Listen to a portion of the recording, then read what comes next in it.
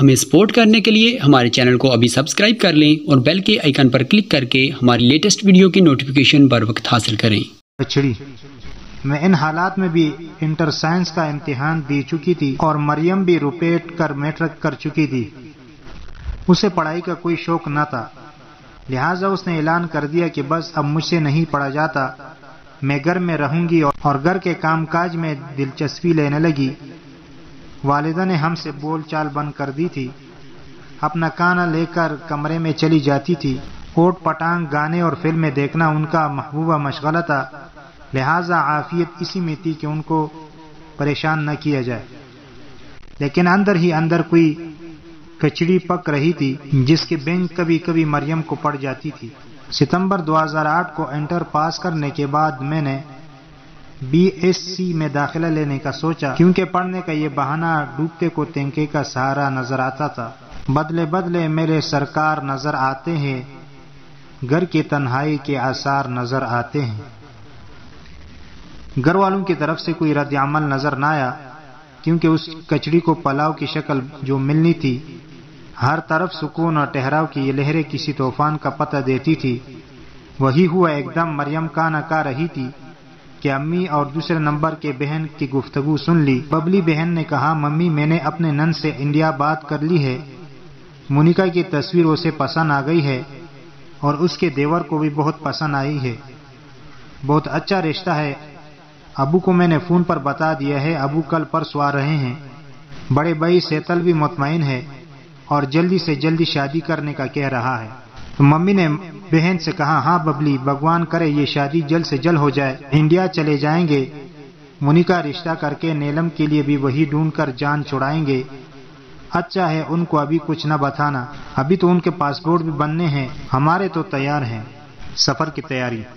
مریم خاموشی سے اندر کمرے میں آ گئی، تھوڑی دیر حواس کو یکجا کیا، پھر گھر کے کاموں میں مشغول ہو گئی۔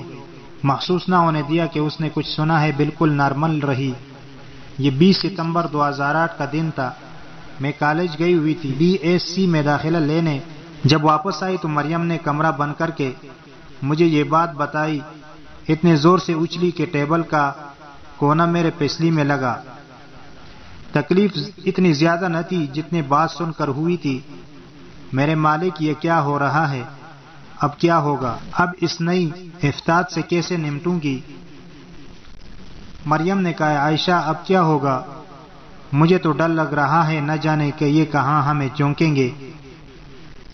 میں نے کہا، اللہ پر بھروسہ کرو، دیکھو اس نے اب تک ہماری حفاظت کی ہے، اب بھی وہ نہیں چھوڑے گا، مایوس نہ ہو۔ مریم کو ڈارس دیتی رہی، لیکن خود اندر میں لرز رہی تھی۔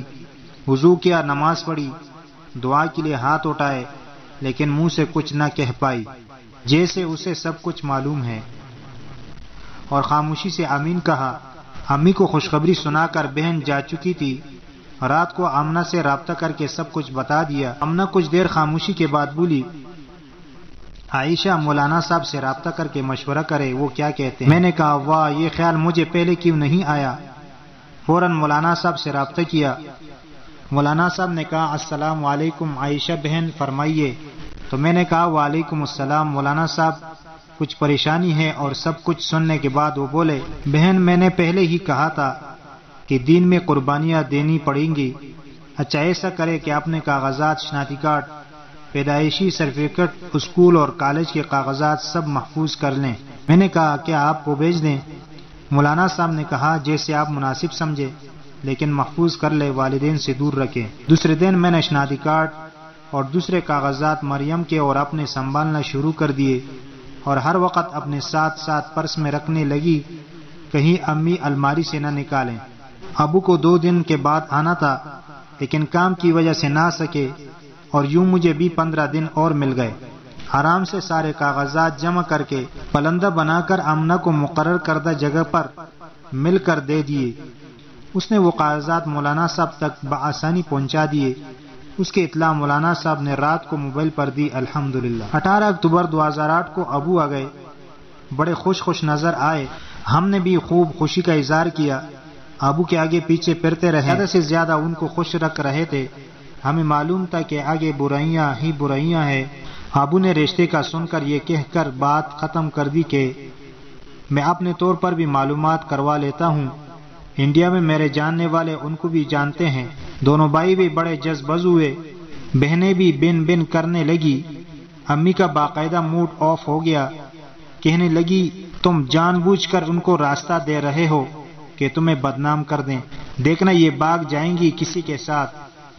ابو نے کہا بکواس بند کر دو، چلی جاؤ یہاں سے، اور آپ ببلی جاؤ، تم بھی اپنے گھر چلی جاؤ، میں خود اس رشتے کو دیکھ لوں گا۔ ابو نے مجھ سے کہا منیکا پانی کا گلاس لاؤ۔ میں پانی لے کر ابو کی طرف لب کی، لیکن گلاس ابو کے ہاتھ سے ٹوٹ کر میرے پیروں پر گر گیا۔ اوف، کیسی کیسی اذیتیں ابو کو میری وجہ سے مل رہی تھی۔ فکر فرداں ابو ایک ہفتہ رہ کر واپس ٹنڈولا یار چلے گئے۔ نومبر کا مہینہ بھی خیریت سے گزر گیا۔ گھر والے نہ جانے کیا سوچتے تھے، ہم دونوں بہنیں اپنی اپنی سوچوں میں گم رہتے، گھر چھوڑنے پر اپنے آپ کو تیار کرتے رہتے، یعنی گھر والے اور ہم الگ الگ طور پر مستقبل کی تیاریوں میں مصروف، ایک دوسرے کے پلاننگ سے بے خبر۔